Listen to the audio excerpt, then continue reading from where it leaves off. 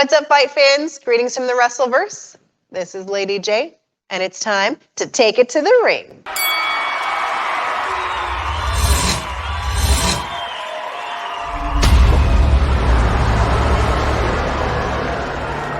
Get ready for AEW's Battle of the Belts. Oh, man.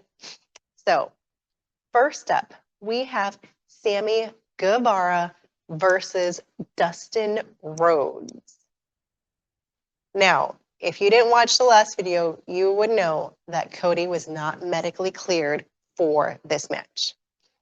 I guess he got injured. So they're like, all right, we'll send Big Brother in to cover for Little Brother.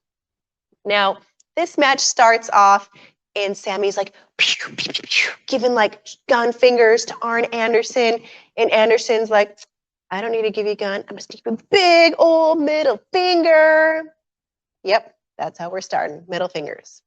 So Sammy started pulling Dustin's own moves on him. He's like, take your move, I'm gonna put it on you. So Dustin returned the favor with a big pile driver on the floor. And then Dustin is killing Sammy's leg. Big punches. Dustin's a big guy, a lot bigger than Sammy. And then Sammy's like, fine, I'm going to go to the air. And he's flying through the air, bouncing off the top ropes in a double springboard, attacking Dustin. But his legs are a little wobbly from that beating. And Dustin gets a big crossroads after a failed cutter by Sammy. Code Red by Dustin reminds me of a really awful Canadian destroyer. Sammy miraculously has Dustin up on his shoulders for the GTH and a 2.99 cover kick out. Fuego del Sol comes out of nowhere from under the mat. That's Sammy's bestie, by the way.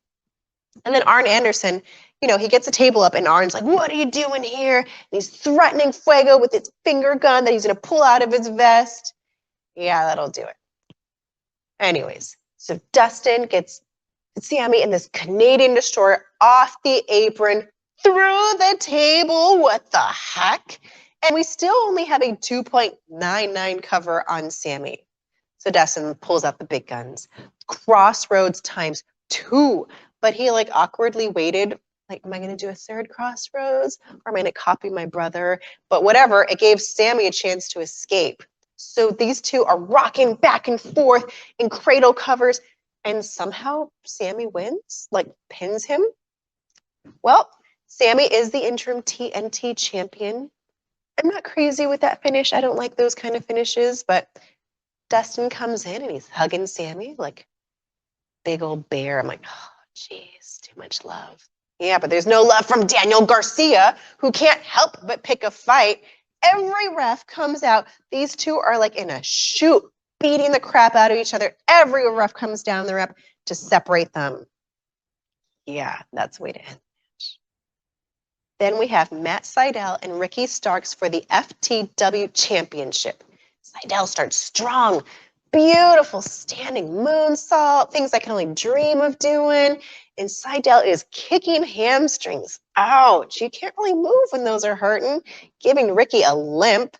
Sydal, we're outside the ring at this point, and Ricky is hiding behind Powerhouse Hobbs. He's like a freaking roadblock. Starks is sneaky, and he's waiting to strike. And boy, does he strike. Sliding knee strikes. And then this beautiful question mark kick. I love it. It's cool looking.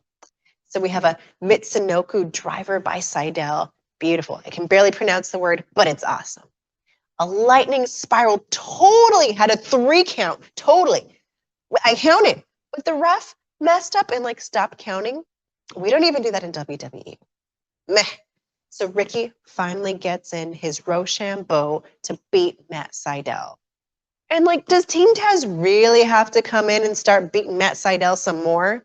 So Lee Moriarty runs down the ramp to save the day. Hobbs takes him out. And then Dante comes out and he's face to face with Hobbs. And his strikes, they can't really do anything on Hobbs. He's a big guy. So Dante goes airborne and hits him with a shotgun drop through the ropes.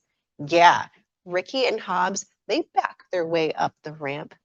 contemplating their next move. Now, we move on to the AEW Women's World Championship match. Riho versus Dr. Brit Baker, DMD. I know it's corny, but I love it. Okay, so there's obvious beef between Team DMD. Rebel and Hater are like, there's some sort of beef going on. There's a little static. But that doesn't stop Rebel and Hater from grabbing Riho's boots, already causing issues before the match even starts. So Riho's like, fine, I'm going to dive, and does a crossbody on Rebel because Brit gets out of the way, of course. Brit, she's like, fine, I'll sneak in a sling blade.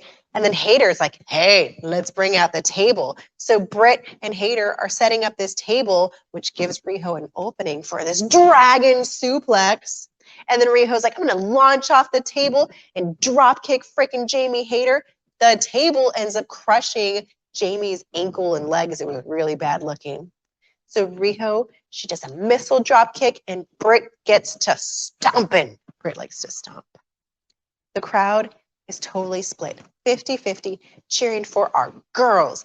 Brit dominated during the commercial break. You could see the little, screen-on-screen thing. He had us, head scissors by Riho, but Brit is a striker. And then Riho does a toe drop hold and sets up a tiger head kick.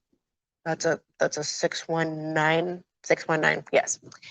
And as a big show of disrespect, Riho steps on Brit on her way up to the top rope. And then Rebel's like, I'm going to cover you, Brit. Don't get the diamond foot stomps on my girl. So Riho's like, fine, I'll jump on you, Rebel. And it was painful looking. An air raid crash gets a 2.99 cover. Brit's like, I'm pulling out the gloves. And then Brit does this crazy spin around reversal into a curb stomp. But oof, Riho is somehow still in this fight. Rebel finally gets kicked out of the ring. The ref's like, get out of here. And then Jamie and Brit decide they're going to start talking by the ring. So while they're busy talking, Riho gets in a crucifix bomb, followed by a Northern Light suplex for another 2.99 near fall cover. Ugh. So here comes Brit, back with a big curb stomp, and Brit locks in the lockjaw for the freaking win. Ugh, it's a yucky move. This is the first time Brit Baker has ever defeated Riho. But wow, did Riho ever shine in this battle? Whew, that was a good one. So we here at Take It to the Ring, we like to give an overall fight card rating. 5 being the best is a fight forever. 4 being, this is awesome. 3 being, you still got it. 2 is, what? And 1 is boring. Just watch the review video. It's going to be better. So I give this a this is awesome. I loved seeing our girls go at it. I love the rivalries that we're going to see set up, especially between Danny Garcia and Sammy Guevara. Wasn't a big fan of some of the last minute changes. I'm looking forward to some powerhouse Hobbs. What do you guys think? Take a moment to leave a comment, share, and subscribe.